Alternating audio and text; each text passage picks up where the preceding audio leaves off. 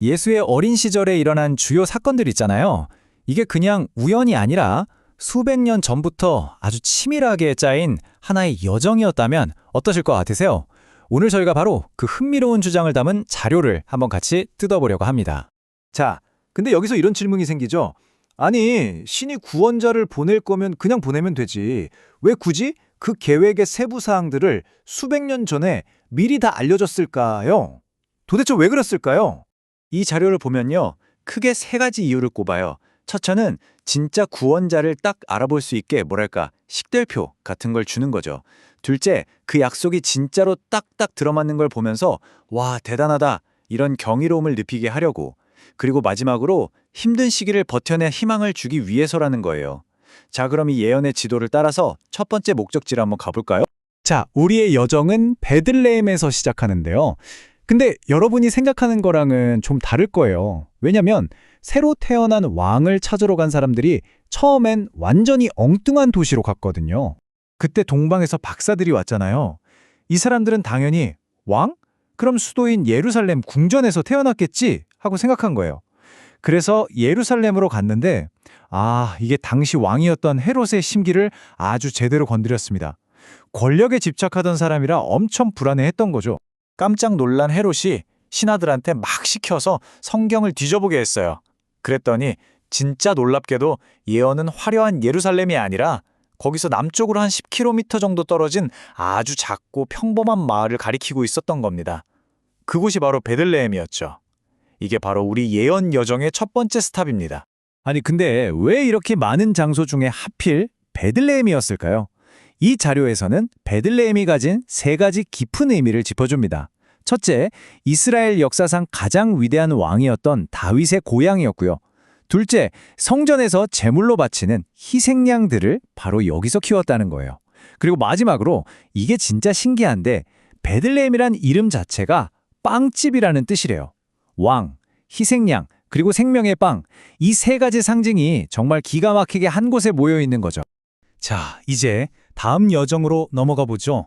이 다음 행선지는요, 라이벌 왕이 태어났다는 소식을 들은 헤롯의 아주 폭력적인 반응 때문에 시작됩니다. 요셉이 꿈에서 헤롯이 끔찍한 계획을 꾸미고 있다는 경고를 딱 받은 거예요. 그래서 정말 급하게 가족을 데리고 국경을 넘어서 헤롯의 손이 닿지 않는 곳, 바로 애굽으로 피신을 가게 됩니다. 근데 여기서 진짜 재밌는 게 뭔지 아세요? 이렇게 애굽으로 피신한 것조차 알고 보니 또 다른 옛날 예언을 이루는 행동이었다는 거예요. 마치 과거의 이스라엘 민족 전체가 애굽에서 탈출했던 그 거대한 역사를 이 아기 한 명의 삶을 통해 다시 한번 보여주는 것처럼요. 정말 소름 돋지 않나요? 한편 동방 박사들이 자기한테 다시 안 오고 그냥 가버렸잖아요. 여기에 완전히 속았다고 생각한 헤롯이 진짜 분노에 휩싸입니다. 그래서 베들레헴에 있는 2살 아래 남자아이들은 전부 다 죽이라는 정말 말도 안 되는 끔찍한 명령을 내리죠. 정말 끔찍한 사건인데 이 자료에 저는 이 학살조차도 또 다른 예언의 성취라고 봐요. 원래 이 예언은 아주 먼 옛날 바빌론의 포로로 끌려가던 이스라엘 민족의 슬픔을 노래한 거거든요.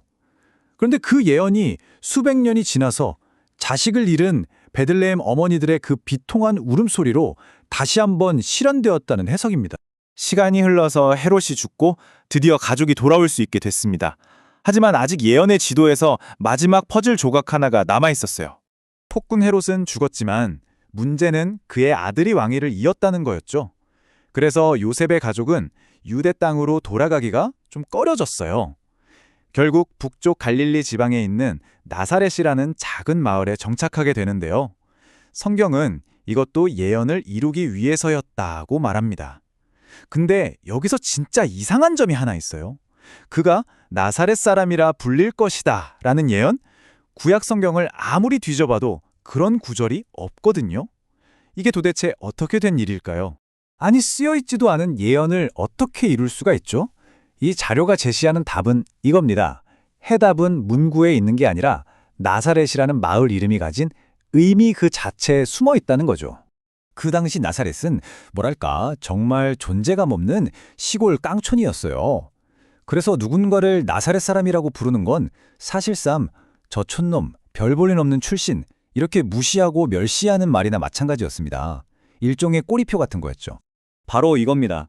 이게 핵심이에요. 그러니까 나사렛 사람이 된다는 건 어떤 특정 구절 하나를 성취하는 게 아니었던 거죠.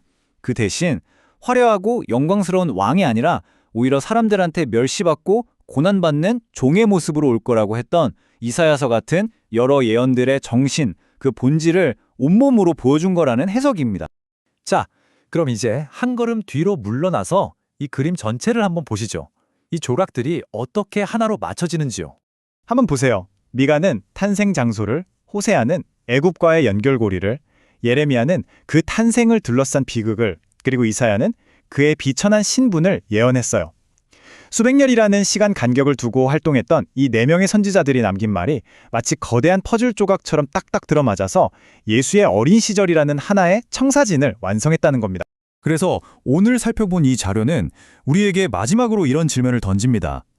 이 모든 일들이 그냥 놀라운 우연의 연속일까요? 아니면 보이지 않는 손에 의한 정교한 설계의 증거일까요? 이 관점의 차이는 단순히 옛날 이야기를 어떻게 보느냐의 문제를 넘어서는 것 같아요. 어쩌면 우리 삶과 역사에도 어떤 거대한 패턴이나 목적이 숨겨져 있는 건 아닐지, 그리고 그게 오늘을 사는 우리에게 어떤 의미가 있을지 한 번쯤 생각해보게 만들죠. 여러분의 생각은 어떠신가요?